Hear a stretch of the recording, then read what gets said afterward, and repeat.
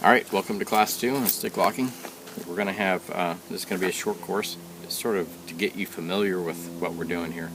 The first class we worked on some elements, some different locks. I'll review those. One was from an outside grab.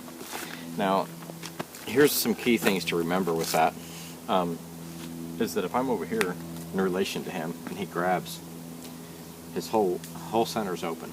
I can strike this person and still use that. I can break this way, hit him, and still use that movement, locking straight up to the head, wrapping him around, doing all sorts of things like that. So you have to have a basic defensive position, and I don't want to arbitrarily stand anywhere. So as he is there, or maybe walking up to me, I want to give him something, and he's going to want to take it. So if I say, here's $1, his inclination is to take the dollar. And it's sort of built into the human condition right now. And so what I want to do is position myself so that I'm not on his inside, so that I'm on his outside. So my left foot will go forward, and I'll be like, hey, wait. Now what's he going to do? He's more likely to grab the target I just gave him. If my hand is out here, where's he going to grab it? He's going to grab the inside. So if I leave this outside open, I say, hey, right? I can pull him into my position, lock him over, okay? Now from this position here, and you kind of walk around me here, Alex. From this position here, this is going to cause a breakage of the wrist. I'm going to crank this up as this one goes down, break. I want to hit, raise him up, and strike up under the neck area. Again, so I'm up in this position. I don't want him to stand right here. I want to put this out here. I want to give him a target to grab. So when I pull it, I've pulled him into me to lock him over. I can break this down, hit, raise him up, and strike him there. That is an application of that one technique that we were just working on. An example of something else, I'll give you one. But that doesn't mean that we have to use that something else. I just want to show you that it's unlimited, the possibilities where you could go, what you could do with a stick. Because we follow a tactical order of operations, because we have a tactical objective, we always stick with the same thing. Okay, and I'm going to teach you what that order is. But in the interim, I want you to get familiar with this, because there are times that things go wrong, and so you need these addendums, or you need these ad-libs to be able to know what to do from your trigger positions. In this particular instance, as he walks towards me, I'm putting this out because I want him to grab it. But he could grab anywhere else. He could use his left hand and grab that, in which case I have to come over here and lock him down. Now the same thing goes. I'm going to break his wrist, strike him here, raise him up, hit. Same type of movement. Could I do other things? Sure. From a left hand grab, a right hand grab rather. Okay. And what I don't want is him to grab the end of that stick. If he grabs the end of the stick, I can't hardly lock him up. Okay. I haven't really done anything. So if he grabs the end of that stick, I'll have to clear that thing out so that I can hit. You know, striking, whatever it may be. Okay. Lots of different locks.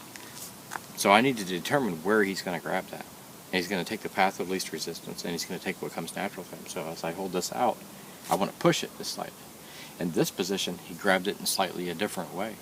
And so we have to contend with that. There I pulled it out. Boom, boom, up, hit. Okay, we can do the same thing regardless of what he does. But for right now, he grabs that stick out here. And what I've done is slow motion is if my stick is just protruding outside of my hand this far, I'm going to shoot it out there. This puts that stick past his hand so that when I shoot this up, it gives me greater leverage. Break that off, okay, in this position. I can strike up here, but I don't need to. I can go straight up into that movement here and then shoot through his arm, more of a non-lethal. From this position here, we'll just grab the opposite side and the opposite side of the arm right there, and just grab it with your underhanded grip and pull. Okay, that pulls him off balance. Okay, from that position, I just slide my hand all the way to this position here and rotate slightly. As I rotate, I'm pulling this out, so you're going to see that stick pulling out, and now I'm into this position. So I'm just going to hold this up, and now I have this arm bar. If I step out, I've extended and separated his connective tissue from his shoulder up into these muscles here. It's imperative to get on that tricep, or right above the elbow, but anywhere in there works. And then I'm going to take him down to the ground, okay? Like that, okay? So generally it's going to cause a break. So on your number 2 technique where you're learning this movement, if I'm in this position and he raises his body up, I can stay up into that position, cup it up on top here. Okay, so I'm in this position and he raises his arm up. So I follow that, okay? Again, let me go to this angle so you can see it a little bit better.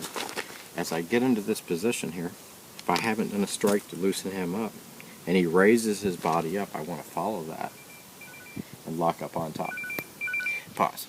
So again, I'm into this position right here, okay, from our second technique. And so I hit him down here to loosen him up a little bit. Then I'm going to grab and pull this in, but he may raise that up, and as he does, I'm going to cup from the stick up to the top of his arm and into the crease of his arm and squeeze there. Okay. Again, this position right here is a arm bar position. So in this area, the stick is just merely held in place. My arm is up against his arm, and then I'm going to lock him down. Okay, in that way. A break is fairly simple from there. It's rotating this arm, stepping out, and extending his arm. As I shove this to the ground, it's going to cause that to break. So when you're learning a full technique, you may not be learning what you're seeing. So again, as I hit him, and I come here, he may back up, he may raise that arm to have the same position as an arm bar. Again, let's do it from this angle, Mr. Knight. So again, as I hit him, as I come here, and he raises this up, it's no problem. If I don't do that, pull it out, I have to reset back and come right back up into him and lock. As long as I have this hold here, I'm in pretty good shape. So that's the key thing to remember, is that I want this hold here. Pull it out. Pretty hard for him to pull it out. At any moment, I have the double grip on the opposite side, okay? And then I just pull that into him and roll this down the arm so that I have the same position for the lock. Okay? At any moment, I can pull these things out, hit, okay, or whatever needs to happen. So, from this position, I've held it out so that he'll grab it in that position there. I pulled it into me, okay, pulled it into me, lock him up on top, break this way, move him up, hit to the neck, supported hit to the neck, hit to the body, arm, come along, say, come with me, Mr. Knight. They'll follow you anywhere. There's a lot of things you're going to learn. But for right now, it's just going to be from this position. As he raises it up, follow that arm bar. Okay. Second position. If this arm straightens out, some people do that. That's even better. I just make my stick vertical, grab the top of it, lock him down. Okay. All right. So to recover, to go over again our first and second class of what I want you to know, what I want you to learn, and you can rewind this several times. I'll cover it again. From the cross wrist grab, I want to lock up on top. 1. From the straight wrist grab, bring this up, lock up on top. From the straight wrist grab to the inside, bring this one up, lock it up on top. Okay. From the cross wrist grab again, we come here, or we go here. And then through the arms, pull him into you, and pull him up on top, just to lock him there. Pulling him up in this position, arm bar position. That's what I want you guys to know, just like that. Go ahead and stand up with all your might. Okay. Works pretty well. This technique, not too good. I've seen people do it. Unless that's a spear or a knife, I wouldn't do it. I wouldn't do it with a spear or knife. It's too many opportunities for failure. He could move. He could laterally move. He could do all sorts of things. He could move on this one. Okay. Really hard to get out of the way because I'm shoving this in and pushing it through at the same time. Generally, when you're doing strikes like that, I won't really strike you, so no worries. What I'm doing, I'm hitting, following that up with other things.